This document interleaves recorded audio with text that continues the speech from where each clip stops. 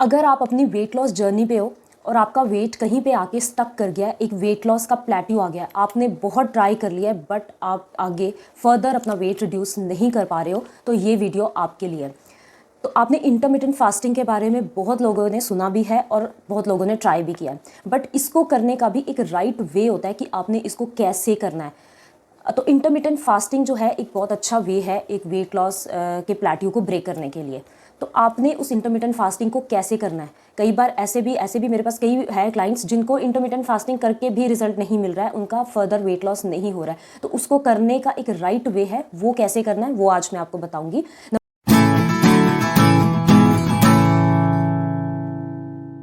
नमस्ते एवरीवन, मैं हूं डाइटिशियन अर्पणा। आज बताती हूं मैं आपको कि कैसे आप अपने स्टक्ड वेट को ब्रेक करने के लिए इंटरमिटेंट फास्टिंग कर सकते हो। तो इंटरमिटेंट फास्टिंग की सबसे पहले हम साइंस के बारे में डिस्कस करते हैं कि क्या है इसके पीछे की साइंस, ये कहाँ पे वर्क करती है आपकी बॉडी में जाके इंटरमिटेंट फास्टिंग। तो इंटरमिटेंट फास्टिंग जो हमारे जो हॉर्मोन्स हैं वो सबसे ज़्यादा एक इम्पॉर्टेंट रोल प्ले करते हैं हमारे वेट लॉस में को करवाने के लिए। तो हमारी बॉडी में जो मेनली जो दो तरह के हार्मोन जो है वो हमें वेट लॉस में बड़ी हेल्प करते हैं। नंबर वन है इंसुलिन। अगर इंसुलिन हमारा बहुत अच्छे से जो है रिलीज़ होगा और उसकी यूटिलाइजेशन होती रहेगी तो वेट लॉस बहुत ईजिली होता रहता है। बट हमें प्रॉब्लम तब आती है जब इंसुलिन हमारा बॉडी में रेज होना स्टार्ट हो जाता है, तो उसकी रेजिस्टेंस होनी स्टार्ट हो जाएगी, तो आपका वेट लॉस कहीं ना कहीं आके रुक जाएगा, स्टक हो जाएगा। तो इंसुलिन हमारी बॉडी, हम जो भी खाना खा रहे हैं वो एनर्जी में कन्वर्ट हो रहा है, बट अगर वही खाना हमारा ग्लूकोज में जाके कन्वर्ट हो जाता है और वही जाके हमारा एकदम से ग्लूकोज का जो हमारे ब्लड में स्पाइक दे देता है, तो उसकी रेजिस्टेंस होनी स्टार्ट हो जाएगी इंसुलिन की और आपका वेट लॉस रुक जाएगा। नेक्स्ट हार्मोन है लेप्टिन। अब लेप्टिन क्या करता है कि आपकी जो भूख है उसको रेगुलेट करता है। जब आपको बेवजह भूख लगती रहेगी तो आप वेट लॉस नहीं कर पाओगे क्योंकि आप एक्स्ट्रा कैलोरीज कंज्यूम करते रहोगे। तो ये जो दो हार्मोन्स हैं इस पे इंटरमिटेंट फास्टिंग वर्क करती है। तो हमें इन दोनों चीज़ों पे काम करना है, इन दोनों चीज़ों को हमने कंट्रोल करके चलना है। तो इन दोनों चीज़ों पे को हम डिस्कस करते हैं कि ये कैसे हमने इसको रेगुलेट करके चलना है। तो अब मैं आपके साथ शेयर कर रही हूँ कुछ टिप्स जो आपने इंटरमिटेंट फास्टिंग करते हुए उनको फॉलो करना है। नंबर वन पे आती है कि चूजिंग द करेक्ट विंडो। आपने जो विंडो चूज़ करनी है अपने इंटरमिटेंट फास्टिंग के लिए वो ऐसी विंडो होनी चाहिए जिसमें कि आपको सबसे ज़्यादा भूख लगती है। अगर आप ऐसी विंडो चूज़ करोगे कि जिसमें आपको भूख नहीं लग रही, उसमें आप खा रहे हो, और जिस टाइम पे आपको भूख लग रही है आप उस टाइम पे नहीं खा रहे हो, तब आप वो फास्टिंग नहीं कर सकते हो, इंटरमिटेंट फास्टिंग आप नहीं कर सकते हो। तो आपने वो वाली विंडो चूज़ करनी है जब आपको भूख ज़्यादा लगती है। तो जो मैं आप अपने क्लाइंट्स को सजेस्ट करती हूँ वो विंडो होनी चाहिए आपकी 11 AM टू 7 PM। आप इस जो विंडो के बीच में अगर आप अपना एक ईटिंग विंडो रखते हो तो ये बेस्ट टाइम होता है जिस टाइम पे नॉर्मली सभी लोगों को भूख लगती है, और इस टाइम पे आप अपना खाने वाला जो विंडो है, ईटिंग विंडो है, वो आप रख सकते हो। और आप कुछ ऐसे लोग होते हैं जिनको खाए बिना नींद नहीं आती है, तो अगर आप ये वाली विंडो रखते हो तो 6:30 और 7 तक भी अगर आप अपना डिनर फिनिश कर लेते हो तो आप एक अच्छे से अपनी साउंड स्लीप ले सकते हो। क्योंकि अगर आप साउंड स्लीप नहीं लोगे तो एक ग्रेलिन नाम का हार्मोन होता है जो कि ज़्यादा सिक्रीट होगा। अगर वो ज़्यादा सिक्रीट होगा तो आपको ऑटोमेटिकली भूख ज़्यादा लगेगी। तो इस चीज़ को नॉर्मलाइज करने के लिए भी आपको ईटिंग विंडो जो है आपकी करेक्ट होनी चाहिए। तो आप यही वाली विंडो चूज़ करो, कोशिश करो कि 11 AM टू 7 PM के बीच वाली विंडो। नेक्स्ट पॉइंट आता है कि जिन लोगों को जो आपका बाकी का टाइम है जिसमें आप नहीं खा रहे हो, जो आपकी नॉन ईटिंग विंडो है, आप उसमें ब्लैक कॉफ़ी पी सकते हो। आप ब्लैक कॉफ़ी जो है it acts as a appetite suppressant.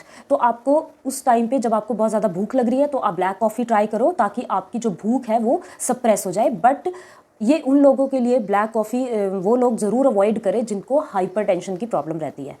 ठीक है, तो ये हो गया आपका सेकंड पॉइंट कि आप ब्लैक कॉफ़ी इन बिटवीन वाले टाइम पे आप ट्राई कर सकते हो। नेक्स्ट आता है स्टे हाइड्रेटेड। अगर आप पानी बीच बीच में पीते रहोगे, लिक्विड्स का इंटेक अच्छा रखोगे, तब भी आपको जो भूख है वो आपकी बिल्कुल नॉर्मलाइज्ड रहेगी, आपको भूख बहुत ज़्यादा नहीं लगेगी। क्योंकि एट टाइम्स क्या होता है कि हमें प्यास लग रही होती है, भूख नहीं लग रही होती है, तो हम भूखे तो हम खाना स्टार्ट कर देते हैं, बट हमें प्यास रही होती है। तो हमें उस टाइम पे ट्राई करो कि आप बीच बीच में जैसे ग्रीन टी है या पानी है, या आप इन बिटवीन आपको बहुत ज़्यादा वो लगता है तो आप कोकोनट वाटर भी ले सकते हो।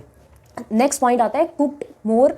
जो आपने खाना खाना है वो आपका कुक्ड फूड ज़्यादा होना चाहिए रादर कि रॉ फूड, क्योंकि रॉ फूड जो होगा, एक तो आपने बहुत टाइम तक आपका ईटिंग का गैप होगा, तो जब आप एकदम से खाना शुरू करते हो, अगर आप रॉ फूड खाते हो तो ये आपको ब्लॉटिंग क्रिएट कर सकता है बॉडी में, या इससे आपको क्या होगा कि एट टाइम्स कॉन्स्टिपेशन की प्रॉब्लम भी हो जाती है। तो आप कोशिश करो कि अपना जितना भी सॉटे फूड है या कुक्ड फूड है या रॉ सैलड्स ना खा के उसको स्टर फ्राई करके भी आप खा सकते हो, जिससे आपका फाइबर का इंटेक भी अच्छा हो जाएगा और आपकी वेजिटेबल्स भी आपके अंदर चली जाएंगी और आप अपनी जो फास्टिंग है वो भी आप अच्छे से कर सकते हो। और आपने जब भी अपनी विंडो जो अपना ईटिंग जो ये फास्टिंग आपने स्टार्ट करनी है, ये आपकी एंड अप भी बहुत ठीक तरह से होनी चाहिए। ये नहीं कि आपने स्टार्ट बहुत अच्छा किया है बट एंड अप करते करते आप इतना ज़्यादा खा लेते हो कि एक टाइम पे आपने इतनी कैलोरीज आप कंज्यूम कर लेते हो जो कि आपको अगर आपको 1300-1400 किलो कैलोरीज तक आपको लेनी है, तो आप हो सकता है 15 या 1600 किलो कैलोरीज तक आप उसको कंज्यूम कर लो एंड ऑफ द डे। तो आपने इस चीज़ का बहुत ज़्यादा ध्यान रखना है कि जब आपने अपनी विंडो को एंड करना है, अपनी ईटिंग अपनी एंड करनी है, तो आपकी कैलोरीज बहुत ज़्यादा ना हो चुकी हो कि आपने जिस टाइम पे आपको लग रहा है कि आप इस टाइम पे खा सकते हो तो आप खाते ही जा रहे हो। तो इतना ज़्यादा अपने जो है आपने इतना ज़्यादा कंज्यूम नहीं करना है ताकि आपकी कैलोरीज बहुत ज़्यादा ना हो जाए। तो ये वाले कुछ पॉइंट्स थे जो कि अगर आप ध्यान रखोगे करते हुए इंटरमिटेंट फास्टिंग, तो आप बहुत अच्छे से अपनी ये फास्टिंग जो है बहुत इजीली कर सकते हो। तो आप 11 to 7 PM तक वाली जो विंडो है आप वो ट्राई करो, आप उसमें अपना ईटिंग वाला पीरियड रखो, तो आप ज़रूर अच्छे से कर सकते हो। बट कुछ लोग जिनको बहुत ज़्यादा या बेवजह ही भूख लगती रहती है और जब तक वो खाते नहीं है उनको बहुत ज़्यादा एंग्जाइटी या डिप्रेशन फील होती है, उनको थोड़ी थोड़ी देर में खाने के बारे में ख्याल आता रहता है, तो ये जो इंटरमिटेंट फास्टिंग है ये उन लोगों के लिए बिल्कुल भी नहीं है। तो उन लोगों को ये इंटरमिटेंट फास्टिंग बिल्कुल ट्राई नहीं करनी चाहिए, क्योंकि इसको करने के लिए आपको बहुत ज़्यादा पेशेंस की भी ज़रूरत है। ठीक है, आप पेशेंस रखोगे तो आप ज़रूर अपना जो स्टक्ड वेट है वो आप रिड्यूस कर पाओगे। तो ये पॉइंट्स का ध्यान रखो, तो आप अपना जो इंटरमिटेंट फास्टिंग है वो बहुत ईजिली कर सकते हो, स्टक्ड वेट को ब्रेक कर सकते हो। Thank you so much.